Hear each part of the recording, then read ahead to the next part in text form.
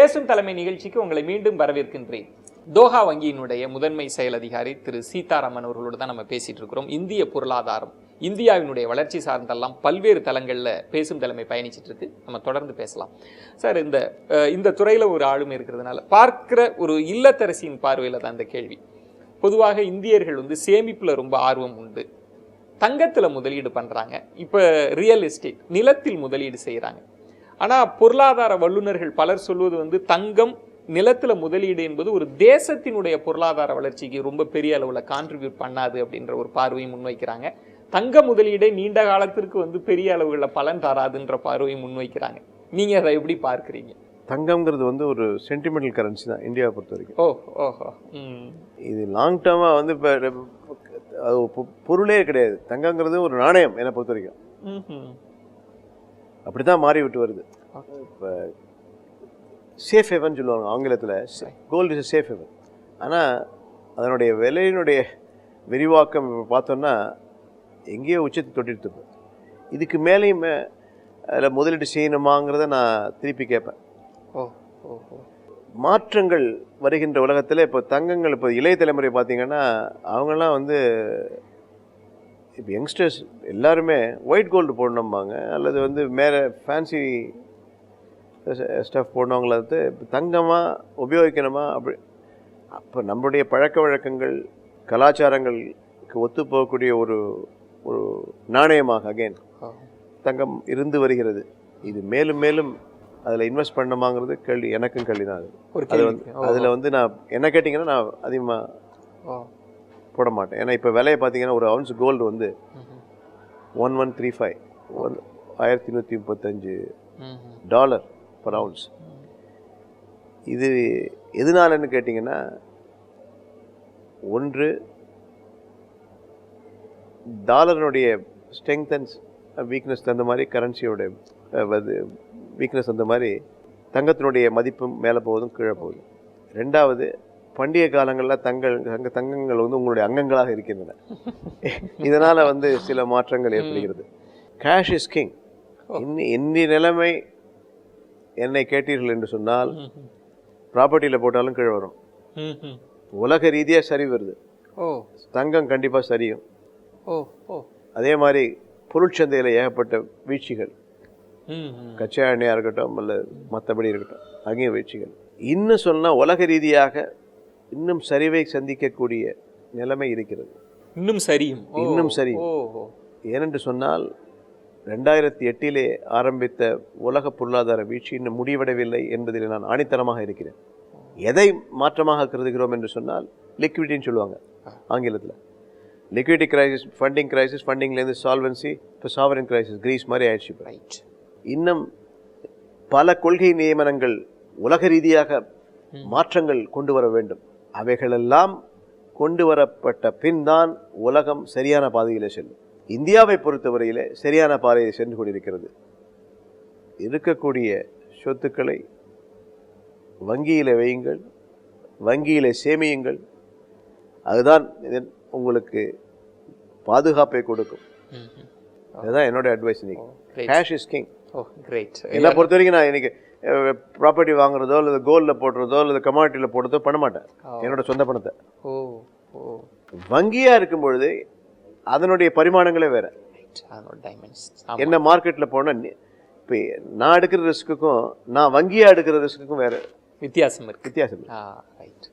இதுல உங்களுடைய பார்வைகளில் வங்கித்துறை சார்ந்த பயணத்துல ஒரு சஸ்டைனபிள் growth இது பற்றியெல்லாம் நம்ம பேசுறப்ப கிரீன் பேங்கிங் அப்படின்ற ஒரு சிஸ்டம், அதை பத்தி நீங்க தொடர்ந்து பேசுறீங்க. அது நேர்களுக்கு கூட புதிய சொல்லா கூட இருக்கு. அது என்ன கிரீன் பேங்கிங்? அது என்ன சார், அதனுடைய பயன்பாடு என்ன?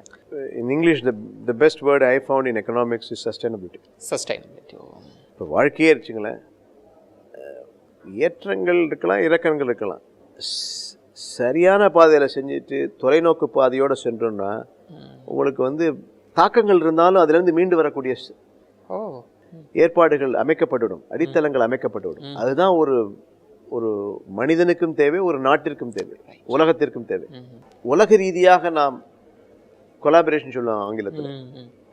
இதெல்லாம் எப்போ முடியும்னா, நம்மளுடைய எண்ணங்கள் பசுமை புரட்சியாக மாற வேண்டும். உலகம் பசுமையாக மாற வேண்டும் என்கின்ற எண்ணங்கள் வந்தால் ஒவ்வொரு நாடும் பசுமையான நாடாக மாறும். இது அக்ரிகல்ச்சர் ரெவல்யூஷன் மட்டும் கிடையாது. Eradication of extreme poverty, gender equality, ஆணும் பெண்ணும் சரிசமம், அதில் ஒன்றும் சந்தேகமே கிடையாது. அதே மாதிரி universal health care, universal education, environment sustainability. பாருங்களேன், மாறி வருகின்ற வெப்பத்தில் கடல் சீற்றங்கள், அதே மாதிரி என்ன புலி வந்து காட்டிலேருந்து வீட்டுக்குள்ளே வந்துடுறாங்கிறாங்க. இதெல்லாம் ஏன் வருது? Deforestation, animal extinction. அதே சமயத்தில் மரத்தை வெட்டுறதுனாலையோ இல்லையா டிஃபாரஸ்டேஷன்.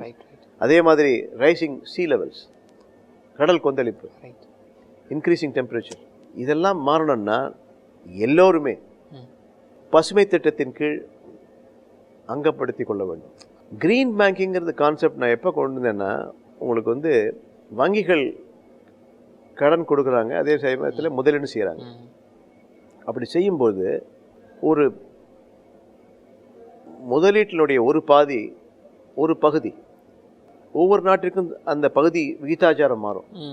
அது ஐநா சபையில் சொன்ன மாதிரி ஒவ்வொரு நாட்டிற்கும் வந்து இவ்வளவு க்ளீன் டெவலப்மெண்ட் மெக்கானிசம் ஒரு டேபிள் இருக்குது.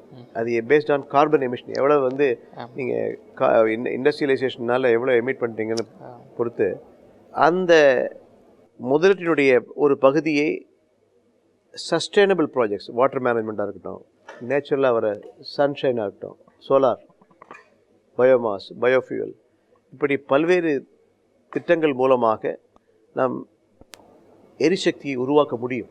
அதனால் தட்பவெப்பங்கள் சரிசீரமைக்கப்படும். இந்த மாற்றங்கள் தேவை என்று சொன்னால் வங்கிகளும் கடனாக இருக்கட்டும், முதலீடாளர் இருக்கட்டும், அந்த சட்டத்திட்டங்களுக்குள் தங்களுடைய கொள்கைகளை சரியாக அமைத்து அதன் மூலமாக வங்கி தொழிலை செய்ய வேண்டும். அதுதான் கிரீன் பேங்கிங். இந்த நூற்றாண்டு என்பது இந்தியர்களுக்கான நூற்றாண்டு அப்படின்றத நீங்கள் இன்னொரு இடம் கூட சொல்லுவீங்க. இந்தியன் பாஸ்போர்ட்டுக்கு இருக்கக்கூடிய கௌரவம் இன்னைக்கு உலக அரங்கில் மாறி இருக்கு அப்படின்லாம் சொல்லிட்டு இருக்கிறப்ப உங்களுடைய அனுபவத்திலிருந்து நீங்கள் பார்க்குறப்ப, திரு சீதாராமன் பார்க்குறப்ப எதை பெரிதும் நம்புகிறார்?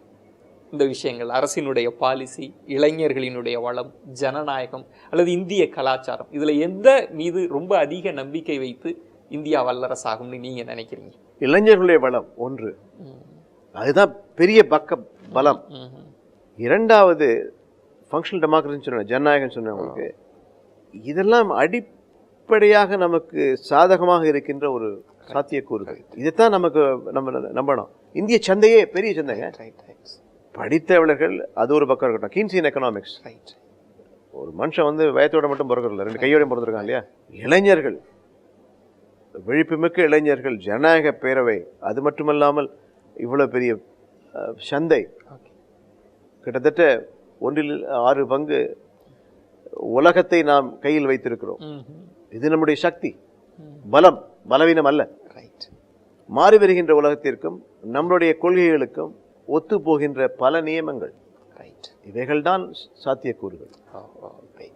மாற்றி அமைக்க வேண்டியது நம் பொறுப்பு. நாமெல்லாம் கூட்டாக, ஒரு குழுவாக, ஒரு நியமமாக, ஒன்றாக செயல்பட்டால் நம் கையிலிருந்து நழுவ விடாமல் கண்டிப்பாக அதை பேணி பாதுகாக்க முடியும். அதற்கான அடித்தளங்கள் அமைக்கப்பட்டு விட்டன. அதற்கான ஏற்பாடுகளை நாம் அவ்வப்போது செய்தோம் என்று சொன்னால் இந்த நூற்றாண்டு இந்தியர்களுக்கு தான் சொந்தம். அது எந்த விதமான சந்தேகம் கிடையாது. நீங்க எங்க கடல் கடந்து போனாலும் நீங்க இந்த மண்ணுக்கு உரியவர், எங்களுக்கு சொந்தக்காரர் அப்படின்ற துணியில இன்றைக்கு இருக்கக்கூடிய இளைஞர்கள் தமிழை ரொம்ப வாசிக்க தெரியாம இருக்கிறாங்க. தமிழ் மொழி படிக்காம கூட ஒரு சூழல்லாம் இருக்கிறப்ப தமிழ் ஒருவனை எந்த அளவுக்கு உயர்த்தும்னு நினைக்கிறீங்க? இதுதான் என்னுடைய இறுதி கேள்வி. என்னுடைய உழைப்பிற்கு அஸ்திவாரமே தமிழ் தாங்க. நேத்திக்கு ஒரு நிகழ்ச்சியில் சொன்னேன்னா, எனக்கு உந்துதலே தமிழ் தான், உத்வேகமும் தமிழ் தான். எப்போ நான் சோர்ந்து இருக்கின்ற சமயத்தில் கூட தமிழை நான் என்னுள் உச்சரித்தேன் என்று சொன்னால், சுவாசித்தேன் என்று சொன்னால், என் உயிர் மூச்சினுடைய விஸ்தீரணம் எனக்கு வெளிப்படும். அதுதான் என்னுடைய அஸ்திவாரம், அதுதான் என்னுடைய பேச்சு, அதுதான் என்னுடைய மூச்சு. அதில் எந்த விதமான சந்தேகம் கிடையாது. உங்களுடைய மொழி, உங்கள் தாயை நீங்கள் நேசிக்கிறீர்கள், உங்கள் தாய்மொழியை நீங்கள் நேசியுங்கள். பல்லாண்டு கலந்த மேன்மை வாய்ந்த ஒரு மொழி. இந்த மொழியினுடைய ரகசியம் உங்களுக்கு புரிய வேண்டும் என்று சொன்னால் அதை பின்பற்றுங்கள். உங்கள் வெற்றி கண்டிப்பாக நிச்சயம். அதில் எந்த விதமான சந்தேகம் கிடையாது. நான் என்னமோ சரியான தமிழ் பேசினேன்னா எனக்கு தெரியாது இன்னைக்கு. பட் என்னால் கிட்டத்தட்ட 30 வருஷத்துக்கு மேலாக நான் வெளிநாட்டிலிருந்தும் என்னுள் ஏற்பட்ட நலிவு சூழலுக்கு நான் புத்துணர்வை கொடுக்க வேண்டும் என்று சொன்னால் தமிழை நான் என்னுள் உயிர் மூச்சாக வாங்கி தமிழ் வெண்பாக்களையோ அல்லது தமிழ் வசனங்களையோ நான் பேசினேன் என்று சொன்னால் ஒரு முறை ஒரு தினம் ஒவ்வொரு தினமும் என்னுள் உத்வேகம் பிறக்கிறது. அதுதான் என்னுடைய வெற்றியினுடைய ரகசியம் என்று கூட சொல்லலாம். கட்டாயமா. ஏன்னா உங்களுடைய இன்டர்வியூஸ்லாம் பார்க்குறப்ப நீங்கள் தமிழை எவ்வளவு நேசிக்கிறீங்க, அதிலிருந்து எவ்வளவு தூரம் நீங்கள் ஊக்கம் பெறுறீங்க அப்படின்றதெல்லாம் உணர முடிகிறதுங்க. ஒரு வணிக தளத்தில் ஒரு வங்கித்துறையிலிருந்து இந்திய பொருளாதாரம், இந்திய எதிர்காலம், இளைஞர்களுக்கான பொறுப்புணர்வு அப்படின்னு பல தளங்களில் பயணித்தோம். இந்த நேர்காணலை ரொம்ப சுவாரஸ்யமாகவும் அர்த்தமுள்ளதாகவும் மாற்றி காமிச்சிங்க. உங்களுக்கு எங்களுடைய பேசும் தலைமை குழு சார்பாக நெஞ்சம் நிறைந்த நன்றிகளை தெரிவிக்கிறேன். நன்றி மிஸ்டர் விஜயன்.